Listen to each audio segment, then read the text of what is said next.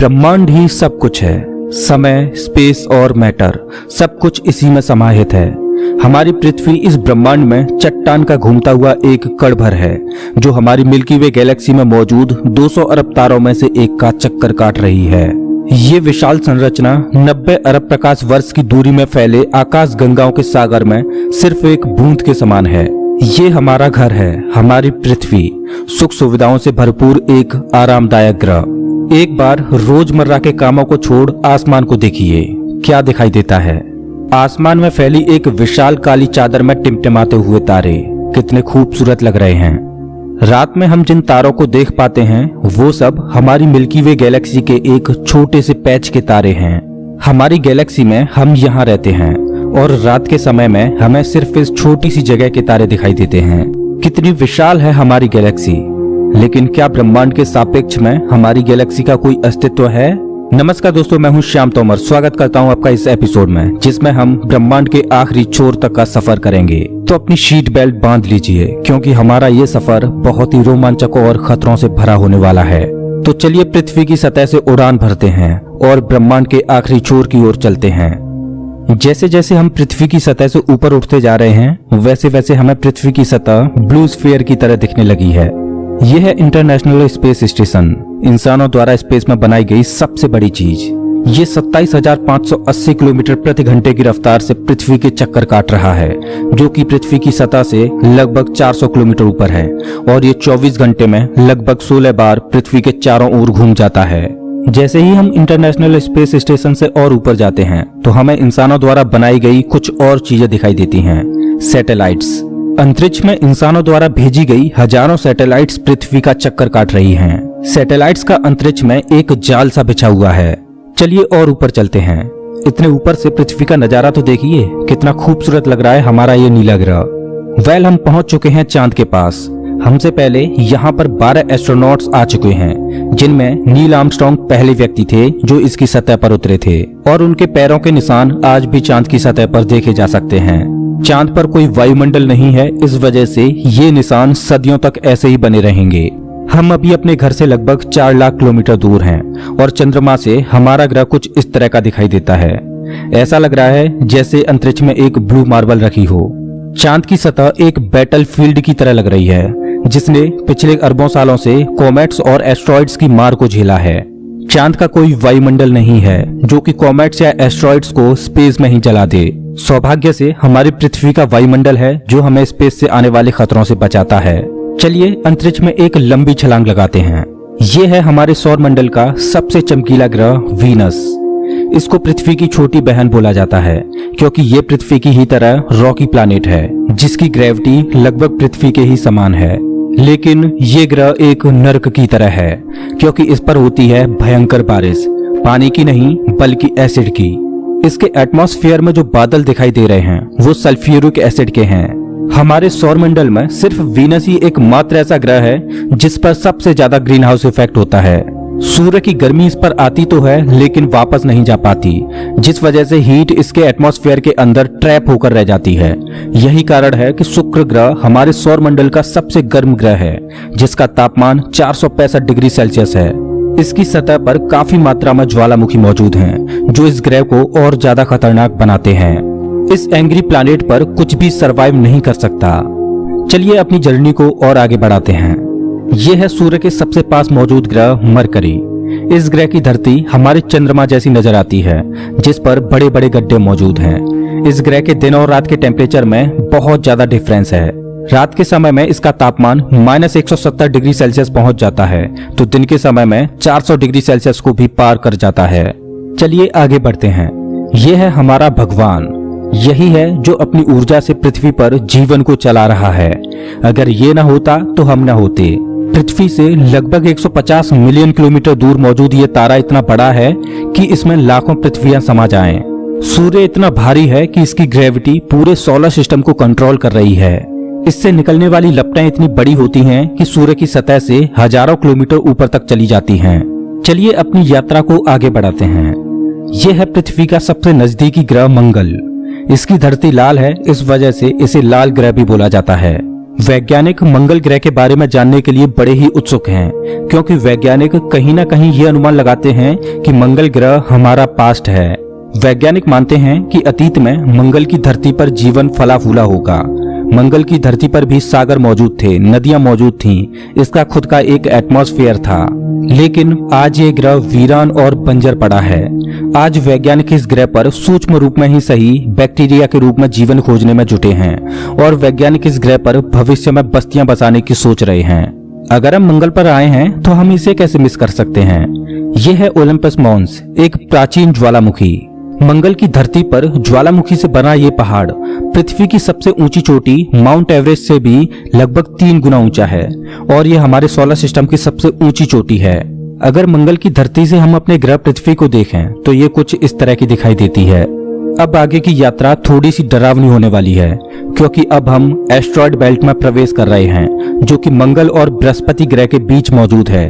इसमें मौजूद हैं बड़ी बड़ी और विशालकाय चट्टानें जो कि सूर्य के चारों ओर घूम रही हैं। इस एस्ट्रॉयड बेल्ट में इतनी बड़ी बड़ी चट्टानें मौजूद हैं कि अगर ये सब आपस में मर्ज हो जाएं, तो इनसे एक बड़े ग्रह का निर्माण हो सकता है।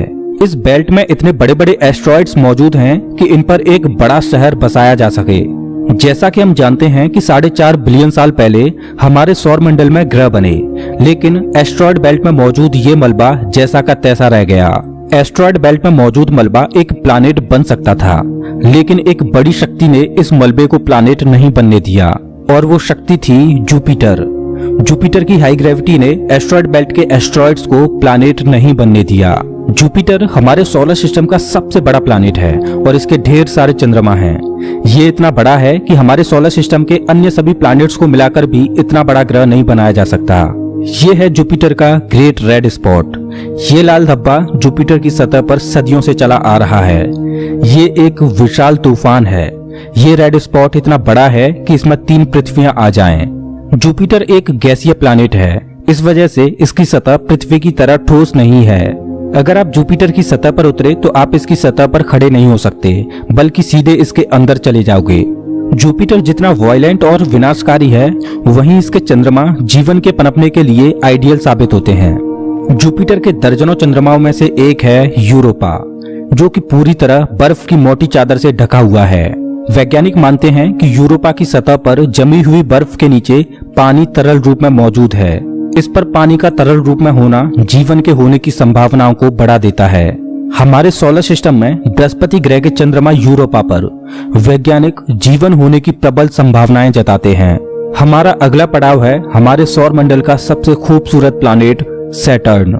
शनि ग्रह के छल्ले इसकी सुंदरता में 4 चांद लगाते हैं, जो कि इसकी सतह से लाखों किलोमीटर ऊपर तक फैले हैं। शनि ग्रह को अपने सोलर सिस्टम का ताज माना जाता है। ये है शनि ग्रह का एक चंद्रमा टाइटन। इसका खुद का एक एटमॉस्फेयर है, इस पर हवा है, बारिश होती है, यहाँ तक कि इस पर ऋतुएं भी बदलती हैं। इस पर नदियां और सागर मौजूद हैं। ये चंद्रमा देखने में लगभग पृथ्वी की ही तरह है, लेकिन इस पर जो नदियां और सागर हैं वो पानी के नहीं बल्कि लिक्विड नेचुरल गैस के हैं।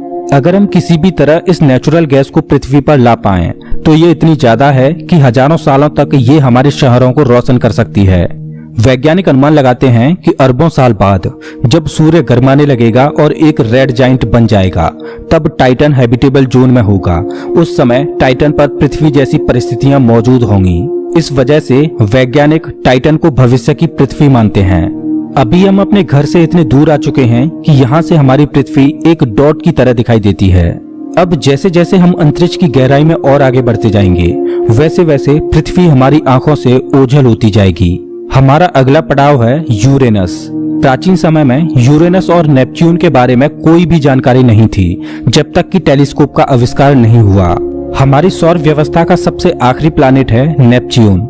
हमारा सोलर सिस्टम बहुत बहुत बड़ा है, लेकिन नेपच्यून के बाद भी हमारा सोलर सिस्टम खत्म नहीं हो जाता।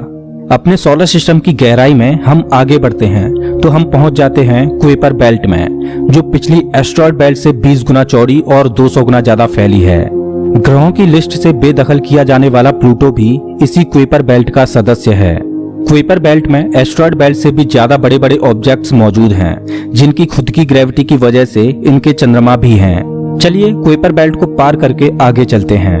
हमारी पृथ्वी से 13 बिलियन किलोमीटर दूर ये है सूर्य से सबसे दूर मौजूद ऑब्जेक्ट सेडना। ये एक बौना ग्रह है जो एक ऐसा स्पेस ऑब्जेक्ट है जो सबसे दूर सूर्य की परिक्रमा कर रहा है। इसकी खोज 2003 में हुई थी। ये सूर्य की एक परिक्रमा 10,000 सालों में पूरी कर पाता है।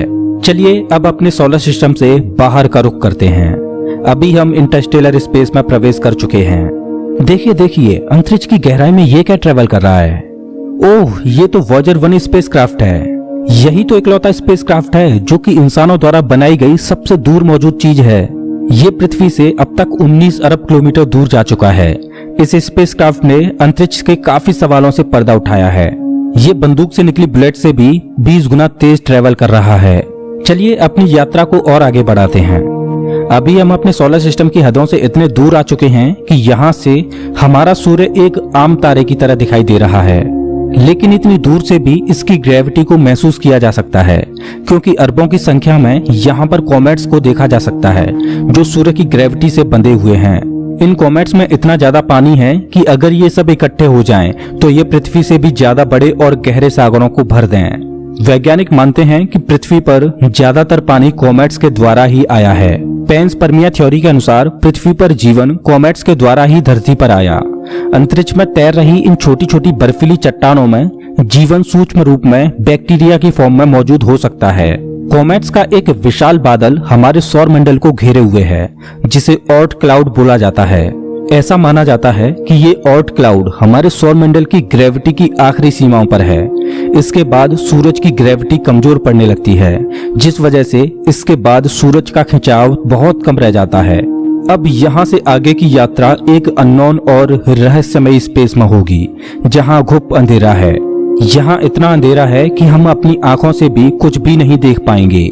यहाँ देखने के लिए हमें इंफ्रारेड विजन की जरूरत पड़ेगी।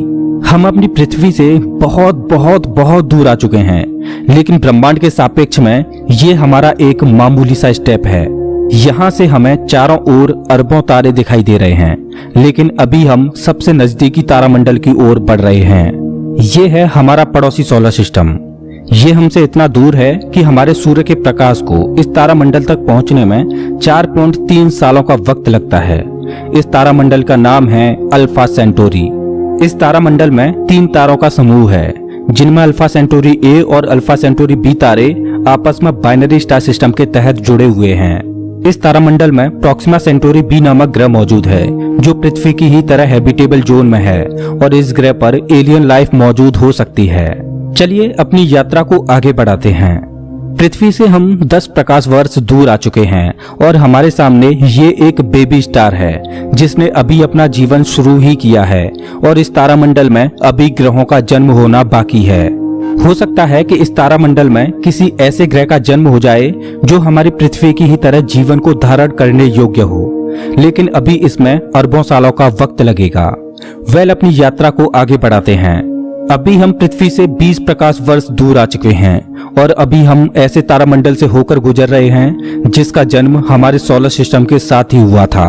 इस तारे का नाम है ग्लीस 581 और इसकी सबसे बड़ी खास बात यह है कि इस तारे का चक्कर लगा रहा है एक ऐसा ग्रह जो हमारी पृथ्वी से बिल्कुल मेल खाता है और इस ग्रह पर एलियन सिविलाइजेशन होने की प्रबल संभावना है।